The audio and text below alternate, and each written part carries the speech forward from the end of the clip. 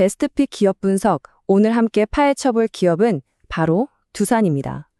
다들 잘 안다고 생각하는 이름이죠. 하지만 사실은 우리가 알던 그 회사가 아니에요. 완전히 새로운 가치의 지도가 그려지고 있거든요. 자, 우리가 알던 두산에 대한 낡은 지도는 잠시 접어두시고요. 지금부터 저와 함께 숨겨진 보물을 발굴하러 떠나보겠습니다.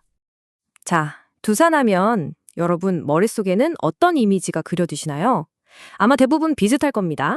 그렇죠. 바로 이겁니다. 뭔가 복잡한 구조의 지주회사. 아니면 좀 묵직한 중공업 같은 이미지. 하지만 오늘 우리는 이 오래된 인식이란 안개를 싹 걷어내고 그 뒤에 숨어있는 진짜 모습을 마주하게 될 겁니다. 자, 첫 번째 단서입니다. 이 숫자에 한번 주목해 보시죠. 27.4%. 이게 뭐냐면요. 두산의 핵심 사업부인 전자비쥐가 기록한 지난 4분기 경상 영업이익률입니다. 일회성 비용 같은 거품을 싹 걷어낸 이 사업의 진짜 실력이죠. 우리가 알던 두산의 이미지랑은 전혀 어울리지 않는 정말 어마어마한 수치 아닌가요? 아니, 대체 이 놀라운 수익성은 어디서 나오는 걸까요? 지금부터 그 보물의 정체를 아주 본격적으로 파헤쳐 보겠습니다. 이 보물의 이름은 바로 CLCL, 우리말로는 동박적 층판입니다. 이름은 좀 어려워 보일 수 있는데 개념은 아주 쉬워요. 모든 반도체 칩이나 전자부품들이 올라가는 회로 기판 있잖아요. 그 기판의 가장 기본이 되는 판, 그러니까 전자제품의 모든 도로가 건설되는 아주 단단한 대지다, 이렇게 생각하시면 됩니다. 바로 이 슬라이드가 핵심입니다. 모든 CCL이 똑같은 대지가 아니에요. 일반 CCL이 신호등도 많고 구불구불한 시골길이라면요. 두산이 만드는 AI 서버용 초저손실 CCL은 이건 뭐 막힘없이 시원하게 뚫린 왕복 8차선 데이터 초고속도로 맡은 겁니다. AI 시대에는 정말 막대한 양의 데이터를 손실 없이 눈 깜짝할 사이에 보내야 하잖아요. 이 초고속도로가 없으면 아예 불가능한 일이죠. 도로 등급이 다르니까 당연히 통행료, 즉 수익률도 차원이 다를 수밖에 없어요. 일반 CCL은 대량으로 찍어내니까 마진이 낮은데 이 AI 서버용 추고속도로 CCL은요, 아무나 못 만드는 독보적인 기술력이 필요하기 때문에 훨씬 높은 마진을 남깁니다. 이게 바로 앞에서 보신 27.4%라는 경이로운 이익률의 비밀인 거죠. 단순히 더 좋은 제품이 아니라 이건 완전히 다른 차원의 사업이라고 봐야 합니다. 그런데 이야기가 여기서 끝이 아닙니다. 진짜 거대한 파도는 이제부터 시작이거든요. 바로 엔비디아의 차세대 아키텍처, 루빈이 그 주인공입니다. 이건 그냥 조금 좋아지는 수준이 아니라 시장의 판 자체를 뒤흔드는 거대한 패러다임의 전환이라고 할 수 있습니다. 자, 먼저 수량, Q의 측면부터 볼게요. 새로운 루빈 칩은 구조가 훨씬 복잡하고 강력해져서 AI 가속기 하나를 만들 때 필요한 CCL의 면적 자체가 그야말로 폭발적으로 늘어납니다. 더 넓고 더 많은 차선의 도로가 필요해지는 거죠. 이번에는 가격, 피해 측면을 볼까요? 양만 늘어나는 게 아니에요. 기술 사양이 훨씬 더 높아지니까 재료의 평균 판매 단가 역시 아주 가파르게 올라갑니다.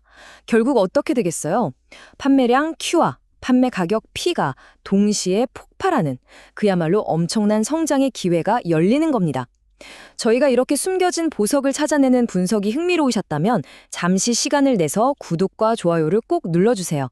여러분의 클릭 하나가 더 가치 있는 정보를 발견하는데 정말 큰 힘이 됩니다.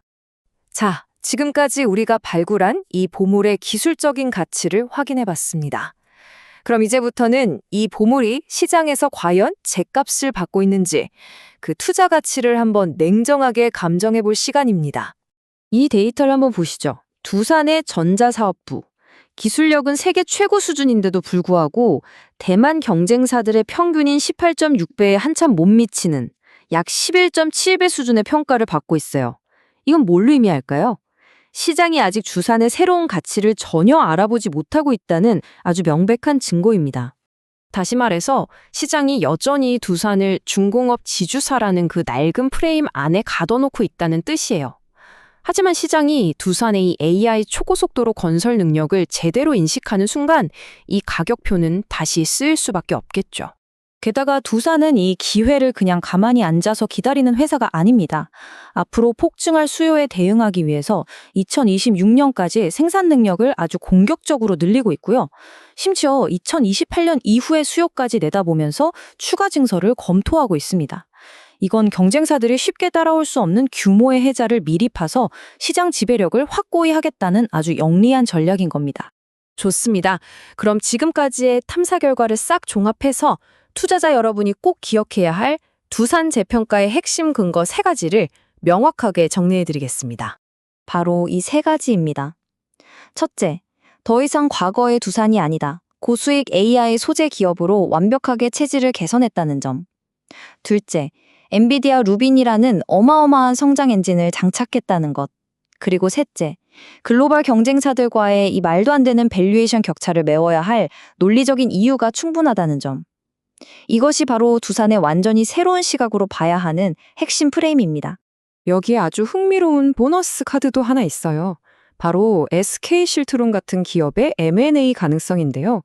이게 왜 재밌냐면 현재 주가에는 이 기대감이 전혀 하나도 녹아있지 않기 때문에 설사 딜이 무산돼도 그냥 본전이에요.